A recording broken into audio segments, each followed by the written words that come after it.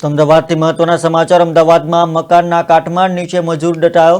જૂના મકાનનું બાંધકામ તોડતા સમયે આ ઘટના બનવા પામી હતી। ઘટનાની જાણ થતાં ફાયર વિભાગની ટીમ ઘટના સ્થળે પહોંચી હતી અને રેસ્ક્યુ ઓપરેશન કરી મજૂરને બચાવી લેવામાં આવ્યો હતો। તો અમદાવાદના શાંતિનગર સોસાયટી વિસ્તારની ઘટના છે। જૂના મકાનના બાંધકામ તોડવાનું કામગીરી દરમિયાન મધ્યપ્રદેશના 22 વર્ષીય યુવાન મજૂર અચાનક મકાનના કાટમાળ નીચે ફસાઈ ગયો હતો, જેથી ફાયર વિભાગની ટીમે રેસ્ક્યુ કરી ઘટના સ્થળે પહોંચી અને રેસ્ક્યુ કર્યું અને મજૂરનું રેસ્ક્યુ ઓપરેશન કરી મકાનના કાટમાળમાંથી બહાર કાઢી સારવાર અર્થે હોસ્પિટલ ખસેડવામાં આવ્યો હતો। આ ઘટના સ્થળ પર કુલ 14 જેટલા ફાયર રેસ્ક્યુ બચાવ કામગીરીના વાહનો અને 3 એમ્બ્યુલન્સ પણ લાવવામાં આવી હતી। ઘટનામાં અન્ય કોઈ મજૂર ન ફસાયા હોવાનું સામે આવતા બચાવ ટીમે રાહતનો શ્વાસ લીધો હતો।